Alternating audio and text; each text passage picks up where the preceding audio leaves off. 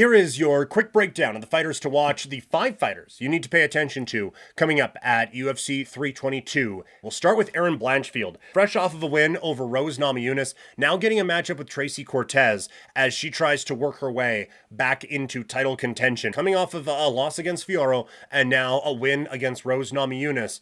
A loss here, it's losses in 2 of her last 3, and some tough conversations might be had.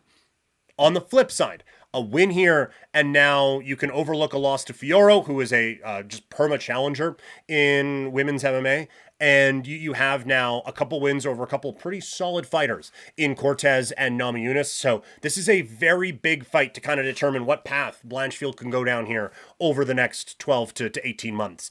Up next is Bo Nickal. Speaking of interesting paths, this dude's road to superstardom hit a speed bump with a loss to De Ridder. Maybe we were getting into too much too soon categories here, but it still was a meteoric rise and a pretty surprising loss, even against a veteran fighter like De Ridder. So what I always like to see when you have a prospect getting a lot of those good headlines, how do we respond now? He was doing some stuff with the real American wrestling thing and all of that. Where's the attention at? Where is his mental state at?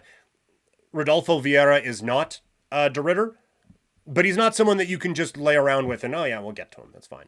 He has to be on his game. Will he be on Saturday? Benoit St. Denis is the next fighter to watch at UFC 322. I thought lost a lot of momentum with 2 fights in a row. Again, maybe just a little bit too much too soon, but he's bounced back now with 2 wins in a row and an interesting measuring stick now, going up against Beneil Dariush, whose title aspirations probably feel like they're a bit out of reach, but still wants to step up with a big performance and come up with a big fight. That is a very good test now for St. Denis. Where is he at in the UFC's kind of hierarchy at this particular time? I'm very interested to see how he handles a big fight for him. And then the last 2 fighters to watch are facing each other.